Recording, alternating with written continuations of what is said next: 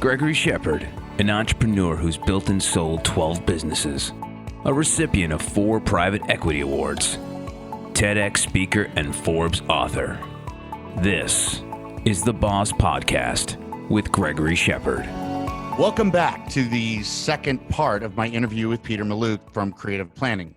He's a financial rock star and has been named the top-ranked independent financial advisor in America by Barron's for 3 straight years. In part 1, we talked about how your investors reacted to COVID-19. Peter, how long do you think this will affect M&A activity? Well, I think, it depends. To me, it depends how long this goes. So if we have a treatment that improves the mortality rate by a factor of 10 come out tomorrow, everyone's going to go back to being crazy. I mean, I think that we're just going to go, it'll be really fast, V-shaped recovery across the board, dancing in the streets, bars will be packed and M&A will be on fire. If this takes 3-4 more quarters, I think we're going to see what I would call a great economic cleansing. Real steep recessions, they create real winners and losers. Yeah, sure. And I mean, businesses go under that were hanging on. Some businesses that maybe could have made it go under, the strong get stronger. I mean, that's what happens in steep recessions. And so you have all these players that came in with all this dry powder buying, but you have a lot of people that are going to be trying to keep what they have afloat. Some may be over leveraged. Some of the business models may not be playing out as expected.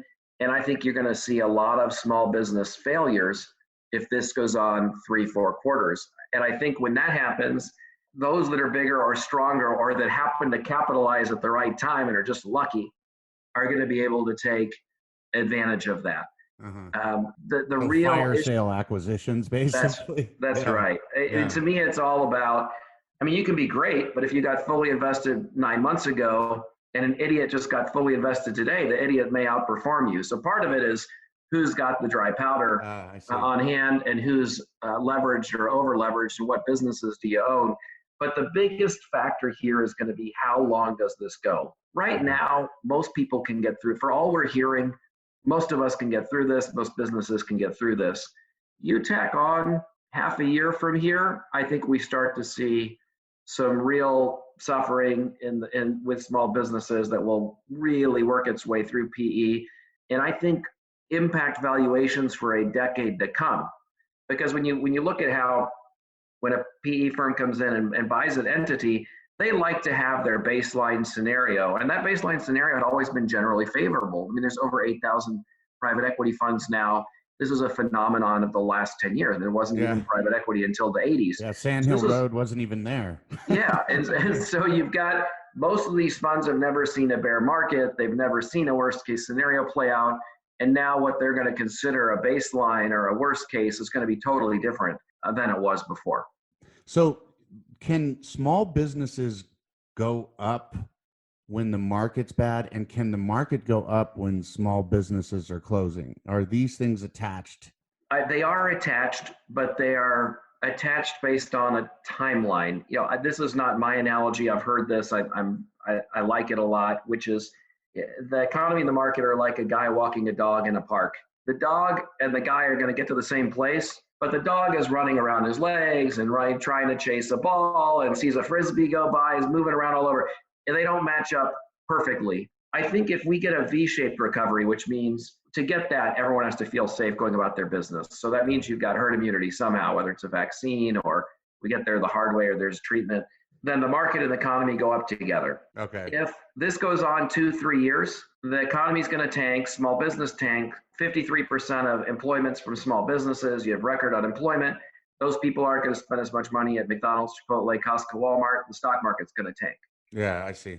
There's an in-between, though, where the market can win and Main Street can lose. And this would be super unfortunate. And that's where this doesn't become a depression, but we don't recover quickly. It's a very deep, long recession. A lot of small businesses go under, unemployment goes up, but it makes the bigger companies stronger as people move to do business with those bigger companies. They're using Netflix more instead of going to the small movie theater chain, for example. They're going to the big restaurant chain instead of the local restaurant. What is the market made up of? The market's made up of the big companies. So if you have this scenario where small businesses go under, but not en masse, but that business moves to the bigger companies, you're going to create more division between Main Street and Wall Street and the rich and the poor. I think that would be because the rich are the ones that own stocks. Most Americans don't own, they might own a little bit, but most aren't participating there. And so I think that would be to me, the worst case scenario for America is that outcome.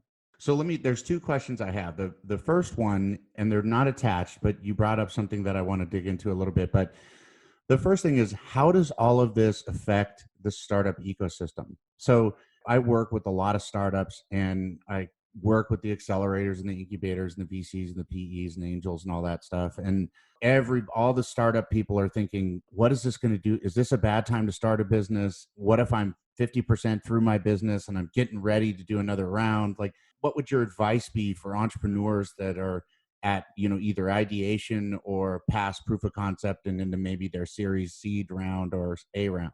Like, would you say, hold back, roll in, coil up, and just weather the storm? Or are you saying, what would be your advice for them? So as you know, Greg, the main reason that these businesses go under is they're undercapitalized, right? So as always, capitalization, leadership, time, idea, and capitalization is a big part of it. And a lot of my clients, this is what they do. They build businesses, they sell them. They build businesses, they sell them. But when you're starting, you have to raise money. And the reality of it is that's exceptionally hard to do now.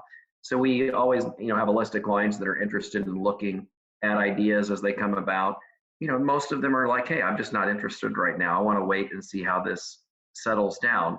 I have a friend who can never do more than one thing in a day. Like if you go, hey, you want to go, you get the dogs, go to the park. You go, oh, I'm going to the dentist. Well, are you going to the dentist from 8 to 5? You can't also go to the park. It's the same thing here. A lot of people just look at this and go, look, my brain is occupied and the world doesn't seem stable. I'm not interested in the idea. Even if I've got $5 million and this person's raising 50,000, I love the idea. I just don't have an appetite to see ideas now.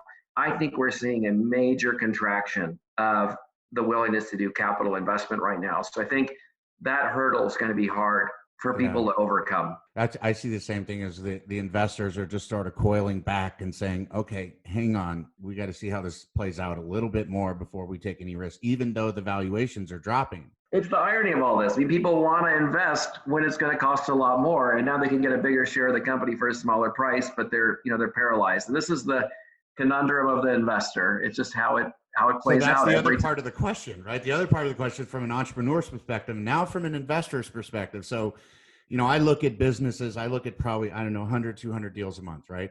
And I look at these deals and I'm seeing valuations dropping, a $10 million company dropping down to like 5 million, for a round.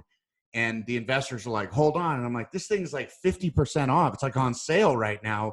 When would you not want to buy the same company on sale? So what advice would you have for investors? I mean, should they be looking at these? I mean, I understand what you're saying in terms of their behavior, but is that behavior logical considering your perspective, which is unique, right? Because you're seeing things from a 50,000 foot view. Yeah, I think, your point is great. I look at it two ways. So first, I always start with the individual. So the individual needs to just do a reality check. Okay, based on how I was invested before, where my money is, how my money is now, what my needs are, do I have enough money to meet my needs this year, 5 years from now, 10 years from now, 20 years from now? We need to check that box. Yeah. Okay, let's assume the answer is yes, that this person's invested wisely, made good decisions, has a plan in place, and is secure. Okay, we'll set that aside. Then yes, they should be looking at deals now more than ever. But just because a business is 50% off doesn't mean it's a bargain. Usually there's a reason. And I think the existential risk for that business is probably greater, right? They may have been double 2 months ago, but they may have had a 50% chance of success. They may be half price today with a 10% chance of success. So I think you still have to look at that business through the lens of, we've got a macro issue and then you've got the micro issue. Yeah, we have to evaluate the business, which is the micro component. Like, are these the right people? Can they get this pulled off? Is this a good idea? But then we have, even if all of that happens, if no one can go outside and no one's going to buy anything, will this work?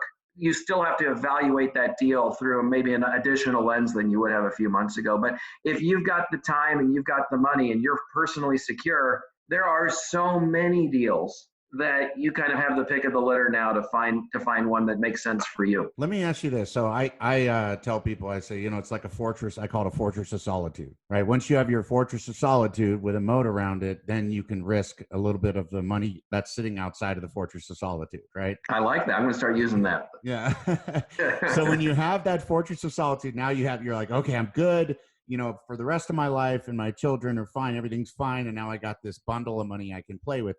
When I look at, private investing, I look at two types of businesses. Basically, an opportunity type business. This is a business that makes money.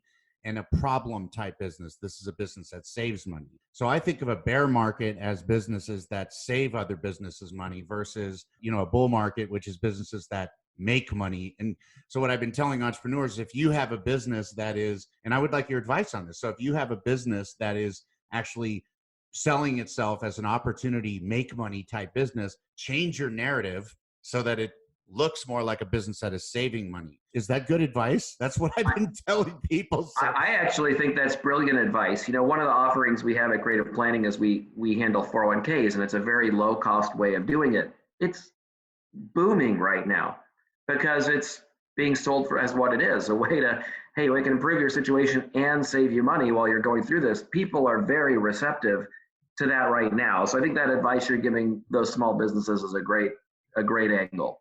Thank God. When you look at like 9/11 and 2008, so I survived these things, right? I was building businesses at that time and I survived these crises, but this thing is different. I mean, very different. Can you tell people how this is different from those crises, and how is there any way to predict an outcome based on the differentiation between 2008, which is a real estate bubble, even the tech bubble, and then 9/11, which was a temporary shift in fear? You know what I mean? Can you give us some advice on what people, what do you think is going to happen? I mean, obviously, you're the most knowledgeable person I've talked to about this. So what would be your prediction, if you will, on what's going to happen in the next 5 years, even if it's scenario based, like if then based? Sure. Well, I would start by saying all of those events that you mentioned, they do have a commonality. I mean, these were all very, very, very steep bear markets. I mean, typical bear market's a 34% drop. All of these were in the 40s and 50s.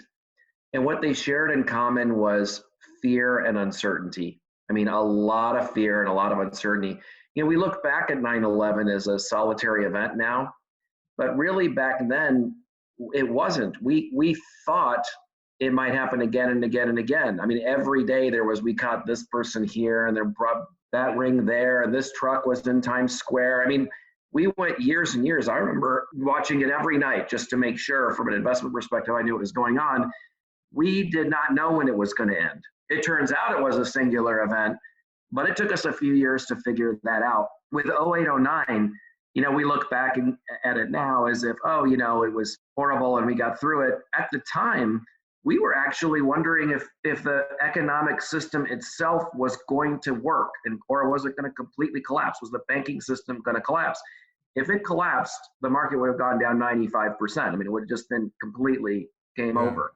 Yeah. So we have that same fear and uncertainty now. I mean, if we get that treatment or that vaccine in the coming months, we'll all look back on it and go, it was horrible, and we were whatever, but we all knew we were going to get better. We don't really know that, right? We don't know what the outcome is going to be here. There is a worst case scenario here that is not a 1% probability. It's a 20 or 30% probability. And that scenario is we went into quarantine when COVID-19 was out there. We're coming out of quarantine, and there's probably 200x more COVID-19 out there than there was when we went into quarantine.